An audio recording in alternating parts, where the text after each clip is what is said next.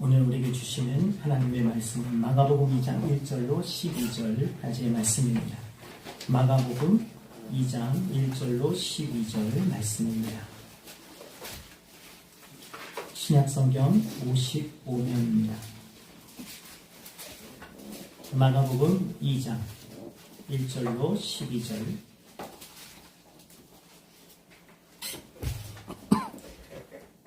오늘 한 절 한 절 서로 교독하겠습니다. 제가 먼저 공독합니다. 수일 후에 예수께서 다시 가버나움에 들어가시니 집에 계시다는 소문이 들린지라. 많은 사람이 모여서 문 앞까지도 들어서서 이르는데 예수께서 그에게 물어보시니 사람들이 한 중풍병자를 네 사람에게 메워 가지고 예수께로 올세. 우리들 병에 예수께 들어가서 스스로 그 계신 곳에 지붕을 펴 구멍을 내고 중풍병자가 눈상을 받아나리니 예수께서 그들의 믿음을 보시고 중풍병자에게 이르시되 작은 자야 내 죄사함을 받았느니라 하시니 어떤 소리가 이르게 하여서 마음에 생각하기를 이 사람이 어찌 이렇게 말하는가 신성 모독이로다. 오직 하나님 한 분 외에는 누가 능히 죄를 사하겠느냐. 그들이 속으로 이렇게 생각하는 줄 예수께서 보고 중지하시고 이르시되 어찌하여 그런 마음에 생각하느냐. 중풍병자에게 내 죄사함을 받았느니라 하는 말과 일어나 내 상을 가지고 걸어가라 하는 말 중에서 어느 것이 쉽겠느냐. 그러나 인자가 안에서 죄를 사한 고백할 줄 너희가 알게 하려 하시고 중풍병자에게 말씀하시되 내가 내게 이르노니 일어나 내 상을 가지고 집으로 가라 하시니 모든 사람 앞에서 나가거늘 그들이 다 놀라 하나님께 영광을 돌리며 이르되 우리가 이런 일을 도무지 보지 못하였다 하더라. 아멘.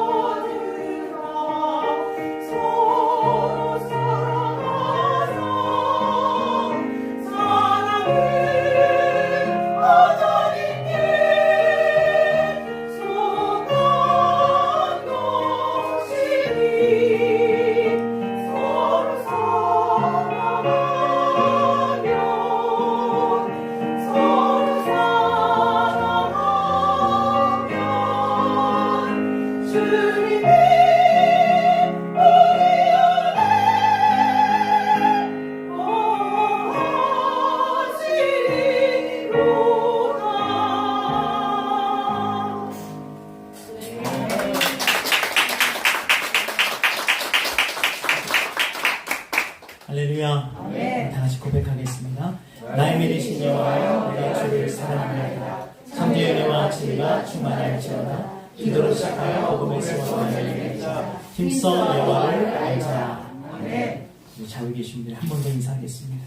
참 잘 오셨습니다. 참 잘 오셨습니다. 오시느라 참 힘드셨을 텐데 오늘 저와 여러분들 모두가 함께 하나님의 은혜를 풍성히 누리시기를 주님 축복합니다. 오늘 저는 마가복음 2장 1절로 12절 말씀을 가지고 죄사함이 먼저일까요? 병고침이 먼저일까요? 라는 제목을 함께 은혜를 나누고자 합니다.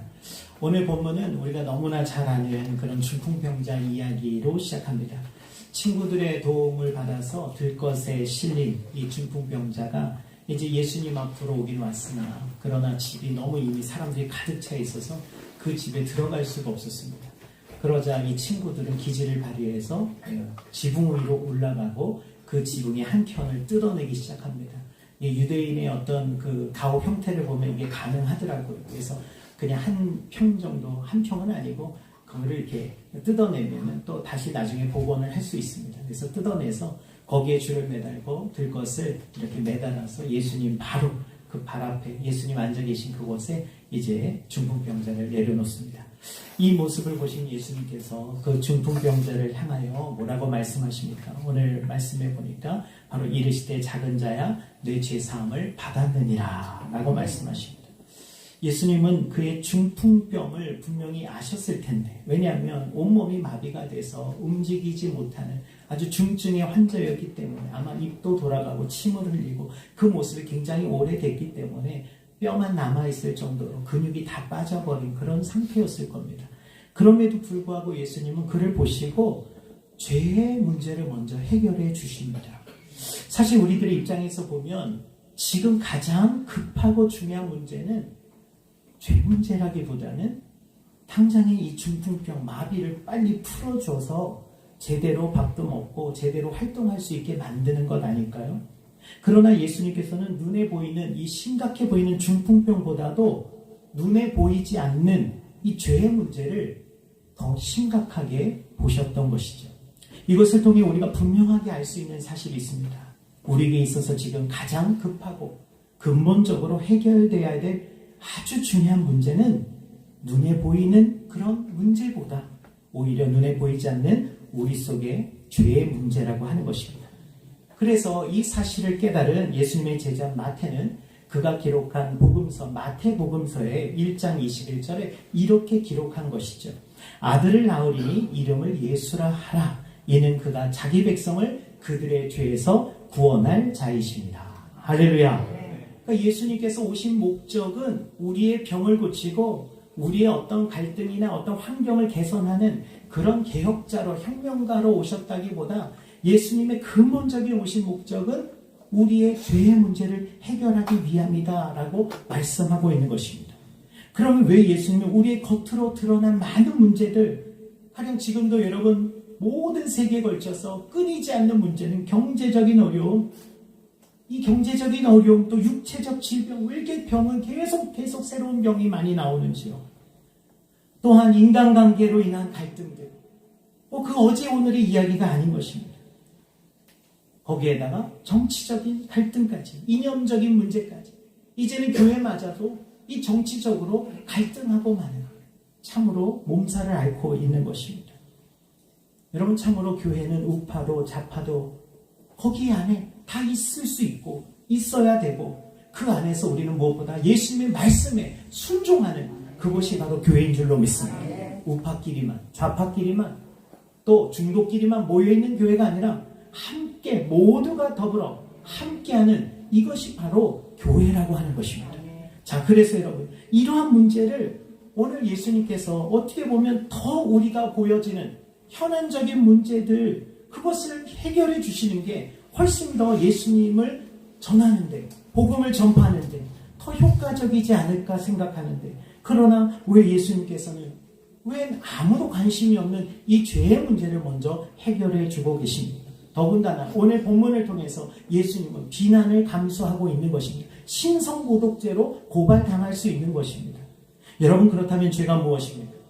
여러분, 죄는 단순히 우리가 도덕적 규칙을 어기는 것을 죄라고 하는 것이 아니에요. 성경에서 말하는 죄라는 것은 단순하게 하나님의 말씀을 거역하는 것입니다. 하나님의 말씀을 거역하는 것, 하나님의 말씀에서 벗어나는 것, 비슷했지만 그러나 똑같이 그 말씀대로 행하지 않으면 모두가 죄가 되는 것입니다. 여러분, 분명히 오늘 하나님의 말씀에서 벗어나는 것이 하마르티아, 바로 죄의 어원처럼 빗나가는 것, 많이 빗나가든 조금 빗나가든 그 모든 것은 다 죄라고 하는 것이죠. 자, 따라서 죄의 결과는 하나님의 말씀을 어긴 그것이고 그 결과는 무엇입니까? 바로 하나님과의 신뢰 관계가 끊어지더라는 것입니다. 여러분, 우리가 죄를 지면 하나님과의 관계가 끊어지는데 하나님이 옹졸해서 끊어지는 게 아니라 하나님과 우리 속에 있었던 그 완전한 신뢰가 이제는 보이지 않을 정도로 금이 간다는 거예요. 처음엔 괜찮아 라고 생각할지 모르겠어요. 혹시 여러분 정형외과 가보신 적이 있으실까요? 여러분 정형외과 가셨을 때 물론 크게 다쳐서 가실 수도 있지만 뭔가 좀 약간 불편해서 가긴 갔는데 엑스레이를 찍어도 잘 보이지 않을 때가 있습니다. 그래서 초음파로 검사하면 입체적으로 들여다보면 의사가 여기를 딱 가리키면서 말해줍니다. 여기 지금 보이시나요? 아마 잘 안 보이실 수도 있는데 여기 실금이 가 있는 것입니다. 여러분 실금이 가도요 벌써 통증이 오고 뭔가 활동하는데 어려움이 생깁니다. 힘을 주지를 못합니다. 우리 눈에는 그렇게 크게 벌어진 것도 아닌데 그 뼈가 부러진 상태가 되면 그게 아무리 실금이라도 본인은 분명히 불편함을 느낄 수 있다는 것입니다. 때문에 여러분 바로 하나님의 말씀을 어기는 순간 우리는 하나님과의 관계가 끊어지게 됩니다. 그래서 오늘 사도 바울은 이것에 대해서 로마서 6장 23절에 이렇게 말합니다. 죄의 삭은 사망이요 하나님의 은사는 그리스도 예수 우리 주 안에 있는 영생이니라. 여기서 말하는 사망은 단순한 생물학적인 죽음이 아니라 관계가 끊어진다. 단절된 관계를 포함하는 죽음이라는 것이죠. 자, 그런데 우리를 지으신 하나님과의 관계가 끊어지면 자신과의 관계도 무너지기 시작합니다. 여러분, 하나님과의 관계가 끊어지면 나 자신과의 관계, 내 자아와 내 사이에서 관계가 무너지기 시작해요. 그렇게 내 자아가 무너지기 시작하면 여러분 다른 타인과 이웃과 가족이든 누구와의 관계도 여러분 금이 가기 시작한다는 거예요. 여러분 아주 먼 옛날 에덴 동산에서 아담과 하와는 하나님과 얼굴을 맞대고 걸을 만큼 아무런 허물이 없는 그런 벽이 없는 사이였습니다. 그런데 그들이 선악과를 먹고 나서 가장 먼저 한 일이 무엇입니까? 그들은 자신들이 벗은 것을 알고 나뭇잎으로 자신들의 몸을 가리고 나무 뒤에 숨었습니다. 하나님이 그때 찾아오셔서 아담아 아담아 내가 어디 있느냐라고 부르셨을 때 아담이 뭐라고 대답하냐면 내가 벗었으므로 두려워하여 숨었나이다 라고 대답합니다. 여러분 이것은 단순한 수치심의 표현이 아니라 하나님과의 관계가 지금 문제가 생겼다라는 겁니다. 하나님과의 관계가 끊어져 버렸다라는 첫 번째 증상이 바로 수치와 두려움으로 나타난 것입니다. 이처럼 하나님을 향한 그 신뢰의 관계가 깨어지고 또 사랑의 관계가 이제는 두려움으로 수치와 두려움의 관계로 바뀌어버린 거예요. 이제는 하나님 앞에서 과거에 가졌던 조금 전 죄를 짓기 전에 가졌던 그 하나님을 온전히 신뢰하고 전혀 부끄러움이 없었던 그 완전한 관계가 아니라 이제는 생각이 많아지고 자신이 그것을 판단하고 왜곡하고 그래서 하나님은 그냥 부르셨을 뿐인데 이제 자기 생각에는 그걸 왜곡해서 날 이제는 때리려고 부르시나 보다. 날 이제는 혼내시려고 부르시나. 이미 자기가 다 그걸 판단해버리는 거예요. 그게 바로 자기 생각의 왜곡이라고 하는 것입니다. 여러분 바로 이에 대해서 사도 바울은 디모데에게 이렇게 말씀합니다. 디모데후서 1장 7절에 하나님이 우리에게 주신 것은 두려워하는 마음이 아니요 오직 능력과 사랑과 절제하는 마음이에요. 그렇게 죄로 인한 두려움이 아담과 하와에게 들어온 이후에 아담은 또 어떻게 합니까? 하와를 향해 이렇게 말하는 것을 볼 수 있습니다. 창세기 3장 12절에 하나님이 나와 함께 있게 하신 그 여자가 나무 열매를 주므로 내가 먹었나이다. 그 여자. 여러분 내 뼈 중에 뼈요 내 살 중에 살이로다. 그렇게 시적으로 감탄하며 표했던 그 여인을 향하여 이제는 그 여자라고 부르고 있는 것이죠. 이 말은 여러분 자신의 이제는 책임이 없고 그 책임은 나에게 있는 것이 아니라 책임의 회피이자 바로 하나님을 향한 비난의 말씀이었습니다. 이처럼 하나님과의 관계가 끊어지자 우리는 두려움 속에서 마땅히 져야 할 책임도 회피하고 나 아닌 다른 사람에게 그것을 책임을 전가시키므로 그 결과 타자와의 관계도 우리는 깨어지게 되는 것입니다. 여러분 주변에 누군가 결정적인 순간에 나를 원망하고 탓하면서 자기 책임을 지지 않고 얘가 그랬어요 라고 하는 순간에 우리는 그 사람과 이제는 손절할 수밖에 없다라는 그런 생각이 들 것입니다. 어떻게 이 사람이 이럴 수 있을까? 마음속에 말은 하지 않아도 못 믿을 사람입니다. 이처럼 여러분, 죄는 연쇄적으로 관계를 깨트리는 파괴력을 가지고 있습니다. 따라서 하나님과의 관계가 깨지면 그것이 자신과의 관계도 깨어지게 되고, 그렇게 불안정한 상태에서 불안한 거예요. 이제 내 마음속에 평안이 사라진 거예요. 그래서 여러 가지 사실을 왜곡하여 받아들이게 되고, 그 결과 자기 자신을 지나치게 부끄러워하거나 심지어 자기 스스로를 미워하기 시작하는 겁니다. 자해를 하는 겁니다. 나는 죽어도 마땅한 존재야. 이게 겸손의 표현이 아니라 오히려 그것을 통하여서 증오를 나타내는 것입니다. 자아가 완전히 이제는 이미지가 왜곡되어서 나는 죽어야 되는 존재구나. 그래서 스스로 극단적인 선택을 하기도 합니다. 이러한 상태가 지속되면 그 불안과 수치가 타인을 향한 비난과 원망으로 발전하게 되어져 있습니다. 처음엔 자신을 향하여서 움츠려졌던 마음이 이제는 내가 왜 이렇게 됐느냐? 내 부모 때문이고 내 친구 때문이고 그때 그 사건 때문이고, 결국에 올라가다 보면 하나님이 그때 그것을 막아주지 않았기 때문에 내가 오늘 이렇게 된 것이야. 하나님과 등을 지고 살아가는 사람들도 있습니다. 이처럼 죄는 우리를 모든 관계를 끊어버리게 하고 자기 스스로 고립시켜버리는 것입니다. 우리는 이러한 사례를 창세기 4장에 나오는 가인과 아벨의 이야기에서도 발견할 수 있습니다. 아담의 아들 가인은 하나님께 올린 제사가 받아들여지지 않자 동생 아벨을 시기하고 결국 그를 죽이고 맙니다. 여러분, 하나님이 오늘 가인의 제사를 받아주지 않으셨다고 아벨이 잘못한 것이 있는 것이 아니었어요. 그런데 왜곡합니다. 저 아벨 때문에 내 제사를 안 받았구나. 제 아벨이 없었으면 내가 하나님의 사랑을 받았을 텐데, 쟤만 없었으면 내가 더 인정받았을 텐데 왜곡시켜 버리는 것입니다. 결국 동생 아벨을 시기하고 그렇게 혼자 괴로워하다가 어느 날 그를 죽이고 만 것이죠. 이때 하나님은 가인에게 찾아오셔서 말씀하십니다. 내 아우 아벨이 어디 있느냐? 너의 아우 아벨이 어디 있니? 라고 물으시자 가인은 또 이렇게 대답합니다. 내가 내 아우나 지키는 그런 하찮은 사람입니까? 내가 내 아우나 지키는 사람입니까? 하나님께 따지기 시작합니다. 그는 이미 죄로 인하여 하나님과의 관계가 끊어졌고 그 결과 형제와의 관계도 끊어져 버린 것입니다. 그러자 하나님께서 이렇게 말씀하십니다. 창세기 4장 12절에 너는 땅에서 피하며 유리하는 자가 되리라. 한마디로 너는 이제부터, 자기가 사람을 죽이고 나니 누구도 믿을 수가 없어서 가인이 내 징표를 주셔서 누구도 나를 해하지 않게 해주십시오. 그렇게 말하는 가인의 모습을 발견하게 됩니다.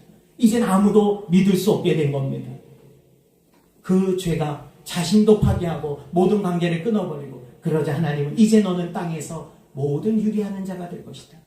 여러분, 하나님의 말씀대로 가인은 하나님을 떠나 그 후로 방황하는 인생을 살게 됩니다. 창세기 4장 16절에 가인이 여호와 앞을 떠나서 에덴 동쪽 노스 땅에 거주하다. 이제는 좋게 말해서 독립이지 이제는 자기 뜻대로 살겠다는 버려진 것이었습니다. 이처럼 하나님과의 단절은 곧 세상 속 고립의 삶으로 이어지고 말았습니다. 이것이 바로 죄의 실상입니다. 사랑하는 저 여러분, 죄는 인간의 본질적인 관계인 하나님과 이웃과 자기 자신과 모든 피조물과의 관계를 차례차례 다 끊어지게 만드는 것입니다.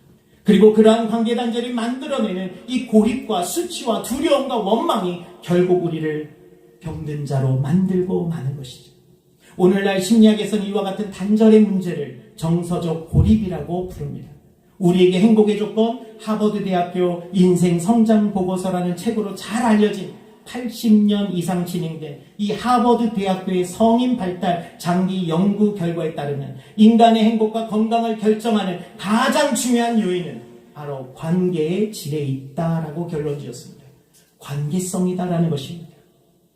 왜? 하나님이 우리를 그렇게 만드셨다는. 그렇습니다. 한마디로 좋은 관계가 사람을 건강하게 만들고, 관계의 단절과 고립은, 관계의 깨어짐은 사람을 병들게 만든다는 것입니다. 여러분, 정말 만나기만 하면 너무 힘든 사람이 있다면, 여러분, 오래 만나면 나중에는 나도 모르게 그것이 내 몸에 병으로 나타날 수 있습니다. 그러나 여러분, 또 그렇다고 우리가 함부로 떠나보낼 수 없는 사람들이 있습니다. 부부가 그렇고 자녀가 그렇습니다. 참 이것이 너무나 우리에게 현실적인 고민일 수밖에 없습니다. 실제로 외로움과 단절은 흡연이나 비만보다 더 사망 위험률을 높인다라는 보고가 있습니다. 1950년대 오스트리아의 한 고아원에서는 열악한 위생 및 영양 상태로 인하여 영아 사망률이 비정상적으로 높아졌습니다. 이때 사망률이 30-40%에 달했답니다. 그 고아원에 있는 영아들 중에 40%, 10명 중에 4명이 일찍 죽게 되었다는 것입니다. 이에 대해 원인을 분석한 결과 고아원의 영아들은 수유, 기저귀, 교체 등과 같은 기본적인 신체적 보살핌은 잘 받았지만 극심한 애정결핍과 정서적 교류 부재 상태에 놓여 있다는 사실을 연구진들이 발견했습니다. 이로 인해서 영아들은 발달 지체 및 병적 무감도 아무 느낌을 받지 않는 거예요. 기쁘지도 않고 슬프지도 않고 마치 사이코패스처럼 감정이 사라져버리는 겁니다. 아무런 감동을 줘도 느껴지지가 않는 겁니다. 그런 증상을 보이며 결국엔 사망에 이르게 되었다라는 거예요. 그러니까 여러분 어떻게 보면 우울증하고도 비슷합니다. 감각이 없어지는, 먹어도 맛이 없고 살아도 사는 것 같지 않고 얼마나 고통스럽겠습니까? 이에 고아원의 주치의로 부임한 푸트라 박사는 아이들의 사망 원인이 신체적인 것이 아니라 환경적인, 바로 그들에게 먹을 것을 덜 줬기 때문에 영양적인 문제가 아니라 바로 정서적인 것임을 알게 되었습니다. 그 푸트라 박사는 고아원 직원들에게 아이들을 될 수 있는 한 자주 안아주십시오. 그냥 우유병 바쁘다고 꽂아주고 가지 말고 그 아이를 안아주고 쓰다듬어주고 말을 걸어주라고 적극적인 신체적 접촉과 정서적 교류를 지시했습니다.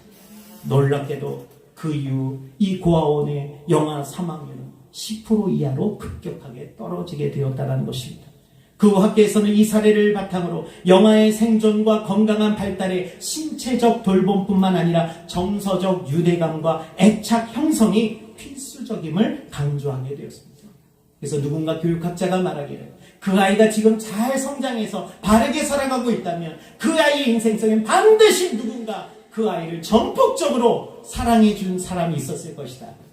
그것이 부모가 아니더라도 괜찮다. 할머니일 수도 있고 할아버지일 수도 있고 이웃집 누군가일 수도 있지만 그 아이에게 그 애정을 주었다면 그 아이는 절대 잘못된 길로 가지 않을 것이다 라고 말합니다. 사랑하는 우리 창조교회 교회, 오늘날 우리 사회는 고령화가 가속화되면서 많은 어르신들이 가족과 떨어져 요양원에서 지내야만 하는 시대를 맞이하고 있습니다. 물론 그 요양원들은 첨단의 의료시설과 전문 의료진들을 잘 갖추어서 누가 봐도 그래 이 정도면 괜찮겠지 하는 마음으로 우리는 그렇게 연세가 많이 드신 분을 간호할 수 없기 때문에 이제는 그렇게 안전한 곳에 모시게 됩니다. 참 그런데 여러분, 그렇게 좋은 곳으로 모시고자 그 모신 요양원에 입원한 지 얼마 안 되는 사이에 많은 연세 있으신 어르신분들이 급격히 건강이 악화되는 경우를 종종 우리는 보게 됩니다. 이것은 의학적으로 설명할 수 있는 것이 아니라 바로 인간은 그냥 돌봄만 받는 존재가 아니라 사랑받아야 될 존재임을 세상 깨닫게 된다는 것입니다. 그래서 한 어느 프로에 보니까 요양원 간호사신데 여자분이신데 아주 애띠고 젊고 어린 분이세요. 그런데 할머니 한 분 한 분한테 할머니 마치 손녀도 그렇게 못할 것 같은데 오늘 어떠셨어요? 잘 주무셨어요? 할머니 막 만져드리고 사진도 보여주고 지금 밖에는요 꽃이 피었어요. 그렇게 막 하는 그분이 인터뷰 프로그램에 나와서 이렇게 인터뷰할 때 많은 사람들이 감동을 받고 참 거기에서 많은 걸 깨달았다라는 이야기를 합니다. 왜 굳이 똑같은 월급 받으면서도 왜 그런 간호사를 왜 그렇게 했을까요? 여러분, 바로 의학적 약물만이 그 사람을 건강하게 하는 것이 아니라 정서적 유대가 얼마나 중요한지를 알고 있었기 때문에 그래서 돌보아 드린 것입니다. 그러게요, 여러분. 우리 곁에 부모님이나 자녀들 또 교회 어르신이나 외로운 이웃을 우리가 만나게 된다면 우리가 뭐 그분들에게 어떻게 큰 도움을 줄 수는 없지만 그냥 어깨에 한 번이라도 손을 올려주신다든지, 그분들의 손을 한 번 따뜻하게 잡아주신다든지, 따뜻한 포옹을 해주신다든지, 그 하나의 행동 하나만으로도 그 사람을 하나님의 사랑과 생명으로 다시 회복시키는 놀라운 역사가 일어날 줄로 믿습니다. 이처럼 관계가 곧 생명이기 때문입니다. 때문에 오늘 본문에서 예수님은 중풍병자의 믿음을 보시고 이렇게 말씀하십니다. 너의 죄사함을 받았느니라. 여기서 우리가 우리말 사함 받았느니라고 보낼 때 이 아피엠이라고 하는 헬라어를 보니까 여러분, 보내다, 떠나게 하다, 풀어놓다라는 뜻을 가진 단어입니다. 그렇습니다. 예수님이 말씀하시는 순간 그 중풍병자는 모든 죄 억압으로부터 오늘 자유케 되고 그의 마비되었던 모든 것들이 하나님의 말씀으로 풀어지게 하는 역사가 일어난 줄로 믿습니다. 바로 오늘 우리에게도 이러한 놀라운 역사가 일어나시기를 주의 이름으로 축원합니다. 예수님은 그를 단순한 병자나 불쌍한 사람으로 보신 것이 아닙니다. 예수님이 보실 때 이 중풍병자는 병 이전에 하나님과의 관계 속에 끊어져서 고통받고 있는 그런 존재로 먼저 본 것입니다. 어쩌면 중풍병자는 그동안 자신이 중풍병에 걸린 것에 대해서 속으로 하나님과 부모님을 원망하며 자신을 증오하기까지 하면서 건강한 다른 사람들을 볼 때마다 미워했는지도 모릅니다. 이것이 바로 그의 죄로 인한 그의 모든 단절이었습니다. 그런데 예수님께서 그 모든 것을 아시고 끊어진 하나님과의 관계를 회복시켜 주셨습니다. 내 죄사함을 받았느니라. 오늘 여러분, 그 예수님의 선포를 통하여 오늘 중풍병자는 더 이상 하나님께 버림받은 존재가 아니라 사랑받는 자녀로 다시 거듭난 놀라운 역사가 일어난 것이죠. 바로 그 거듭남, 하나님이 나를 사랑하시는구나. 나와 하나님이 상관이 없는 자가 아니라, 내가 하나님이 나를 미워하시는 자가 아니라 하나님이 나를 위하여 오늘 역사하시는구나. 내가 바로 그런 존재구나. 그것을 깨닫게 하시는구나. 오늘 그 중풍병자는 이제 그 모든 죄의 억압이 풀어지게 되고 바로 하나님의 은혜를 다시 바라보게 되었습니다. 바로 이때 놀라운 일이 벌어집니다. 그 영혼이 회복된 후에 이어서 그의 몸이 이제 회복되는 역사가 일어났어요. 예수님께서 뭐라고 말씀하십니까? 일어나 내 상을 들고 걸어가라. 일어나 내 상을 들고 집으로 돌아가라. 할렐루야. 그는 이제 자유하게, 이제 그를 묶고 있었던 모든 죄의 사슬이 풀려지면서 이제 그것을 들고 가라.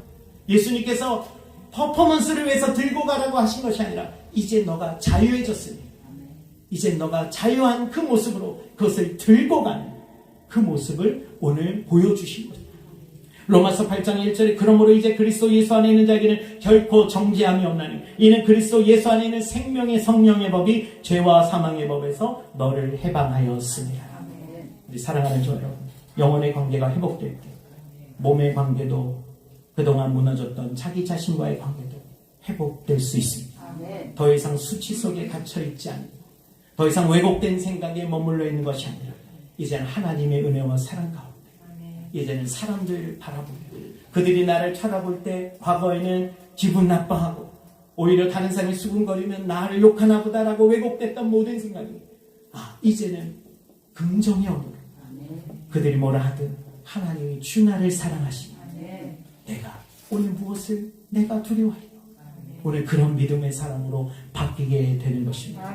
또 한 가지 오늘 본문에서 예수님은 병자를 들 것에 실어내온 이 4명의 친구를 통해서 바로 복음이란 혼자가 아니고 함께하는 관계를 통하여 이제 함께 이루어가는 하나님의 역사임을 우리에게 말씀하고 계세요. 그들은 친구의 병을 보고 포기하지 않았어요. 그들은 한 명이 아닌 여러 친구가 함께 마음을 모아 그 친구를 들 것에 싣고 오늘 그곳까지 와서 예수님 앞에 내려놓자. 예수님께서 분명 오늘 말씀에 그들의 믿음을 보시고 이르시되 작은 자여 내 죄사함을 받았느니라. 예수님은 병자의 믿음만이 아니라 바로 그 곁에 있었던 친구들, 오늘날로 말하면 교회 공동체의 믿음을 보시고 오늘 하나님께서 은혜를 베푸신 줄 믿습니다. 저는 우리 창조교회가 이제 설립 33주년을 맞이하면서 우리 공동체가 하나님 다른 것도 우리가 다 좋은 것도 좋지만 하나님 우리 교회가 죄를 해결받는 정말 우리 본질적인 문제가 먼저 치유되고 회복되어서 오늘 저와 여러분의 관계가 내 자신과의 관계가 회복되고 그리고 가족과의 관계가 회복되고 나아가 우리 교회 공동체와 직장과 여러분 환경 가운데 모든 사람과의 관계에서 회복되시기를 주님 축원합니다. 그래서 여러분들이 가는 곳마다 여러분 이런 거 있죠.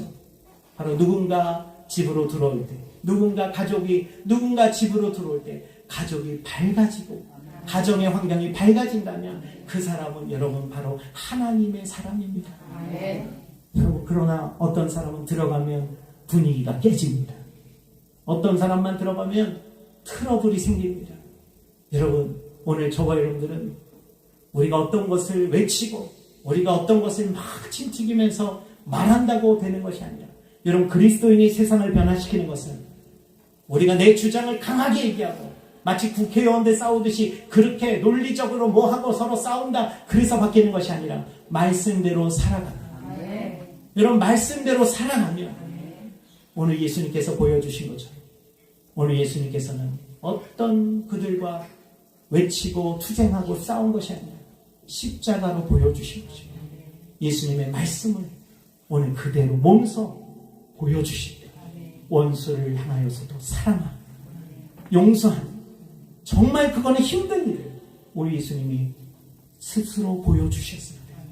사람들은 그 예수님을 구주라고 받아들이게 되는 것입니다. 오늘 우리 창조교회가 오늘 이 성찬을 통하여서도 바로 예수님의 그 흘리신 그 피와 예수님이 찍히신 그 살과 피를 우리가 받아먹는 이유는 이것이 어떤 신비한 능력이 있어, 천주교가 생각하는 것처럼 이것이 마치 정말 신비한 능력이 되는 예수님의 몸으로 화체, 몸이 변화되는 그것 때문이 결코 아니라 우리는 예수님 안에서 우리가 다시 관계가 회복되었습니다. 바로 이 살과 피를 먹음으로 우리 끊어진 핏줄이 다시 이어지고 뼈가 다시 붙고, 할렐루야. 그런 것처럼 하나님과의 관계, 예수님과의 관계, 이웃과의 관계, 그것이 다시 연결되어져 가는 저와 여러분 되시기를 주님을 축원합니다. 기도드리겠습니다. 사랑하는 내가 풍성하신 하나님, 오늘 이 자리, 오늘 우리가 주님 앞에 모여 오늘 예배하게 하시면 예배할 수 있는 은혜를 주시니 감사합니다.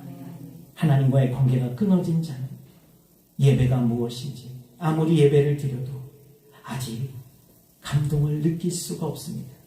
단지 보여지는 음악적인 감동, 보여지는 감동은 느낄 수 있으나 하나님의 그 크신 은혜와 사랑을 느낄 수가 없습니다. 끊어져 있기 때문입니다. 하나님, 오늘 우리를 위하여 이 땅에 오신 예수님을 우리가 구주로 고백합니다. 우리 죄를 오늘 이 시간에 깨끗이 씻기시고 하나님과 우리 사이에 끊어진 것은 아닌데 거기에 세상의 죄가 때가 너무 많이 묻어서 하나님 지금 끊어진 것처럼 연결이 안 되어져 있다면 다시 오늘 깨끗이 예수님의 보혈로 씻어주시고 하나님의 음성을 늘 따라 살아가도록, 하나님의 말씀을 따라 감동으로 살아가도록, 또한 모든 사람들을 이제는 사랑하며 함께 용서하며 우리가 하나님의 나라를 이뤄가도록 인도하여 주시옵소서. 감사드리며 예수 그리스도 이름으로 기도드립니다. 아멘. 할렐루야. 오늘 이 시간 우리 말씀을 생각하시면서 하나님, 나를 주님께서 구원하기 위해서 예수님께서 십자가에 우리를 다시 하나님과 연결시키기 위하여 희생제물이 되어주시니 감사합니다. 우리 예수님의 십자가 앞에서 하나님, 우리가 하나님과 끊어진 관계를 다시 회복하게 하시고, 그리고 하나님, 내가 이미 하나님과 회복되었지만 또다시 하나님 내 속에 죄로 인하여 하나님과 끊어지고 있는 우리 모습이 있다면 이 시간 주님 다시 한번 회복시켜 주셔서 하나님, 우리 삶이 이제는 내가 가는 곳마다 사람들을 화목하게 화합하게 만들고 하나 되게 만드는 하나님의 믿음의 통로가 되도록 역사하여 주시옵소서. 우리 다같이 주여 한번 부르고 기도하겠습니다. 주여! 할렐루야. 참 좋으신 아버지 하나님 감사합니다. 아버지 하나님, 저희를 주님께서 오늘 화평케 하는 자로 우리를 부르셨사오며 아버지 하나님, 우리가 끊어진 곳에서 우리가 하나님의 말씀, 하나님의 삶으로 통하여 하나님의 말씀대로 행하는 삶을 통하여 이제는 사람들이 하나님, 이제는 단절되었던 것들이 하나님의 나라가 다시 하나가 되게 하여 주시고, 아버지 하나님, 우리 각자 한 사람 한 사람 우리 마음속에서부터 우리가 왜곡되어졌던 우리의 생각들, 그래서 하나님 말씀을 우리가 따라 산다고 하면서도 나도 모르게 하나님 수치와 두려움과 그것이 또한 타인을 향하여서 원망과 불평과 비난과 증오로 바뀌었던 우리의 모습을 이 시간에 회개합니다. 아버지 하나님, 내가 먼저 하나님과의 관계를 회복하게 하여 주시옵소서. 하나님 앞으로 내가 더 가까이 나가게 하여 주시옵소서. 아버지 하나님, 오늘 보혈을 지나서 오늘 주님 앞에 우리가 나가오니 주여 아버지 하나님 존귀한 주님의 보혈이 우리를 새롭게 하여 주시옵소서. 우리를 깨끗게 하여 주시옵소서. 단절된 하나님과의 관계 속에서 다시 회복되게 하여 주시옵소서. 아버지 하나님 우리 사랑과의 관계다.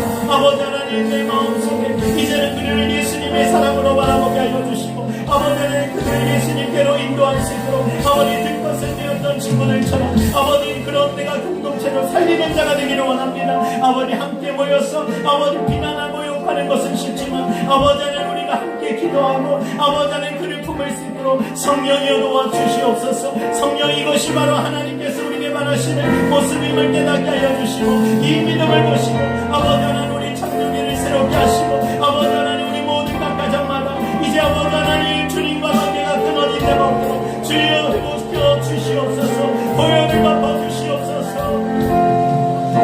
보혈을 지나 하나님 품으로 보혈을 지나 아버지 품으로 아버지 품으로 보혈을 지나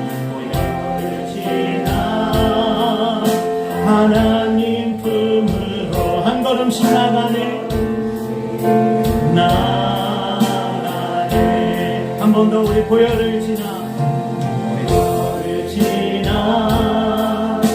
하나님 품으로 보혈을 지나 우리 아버지 품으로 보혈을 지나 하나님 품으로 한 걸음씩 나가네 우리 다시 존귀한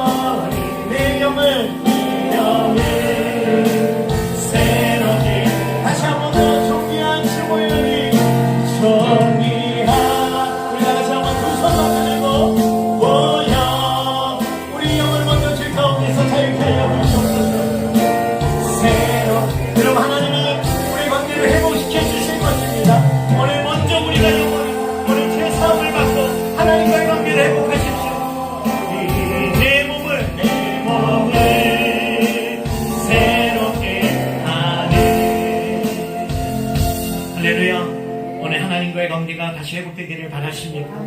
또한 내 자신과 내 스스로 나와의 관계가 회복되기를 바라십니다. 그리고 내 가족과 내 이웃과의 관계 속에서도 내가 등지었던 그런 사람들 속에서도 그들을 예수님의 마음으로 품을 수 있는 사람 되기를 원하십니다. 오늘 이건 우리의 힘으로 할 수 있는 것입니다. 오직 우리 죄사함을 하시는 분은 예수 그리스도십니다. 오늘 성령이 모셔서 우리가 성찬을 대할 때에 하나님 은혜를 베풀어 주시옵소서. 우리 이 시간 우리 성찬을 위하여 여러분 기도할 때 우리 성찬을 위하여 앞으로 나오셔서 성찬을 준비해 주시기 바랍니다. 여러분 다 같이 기도합시다.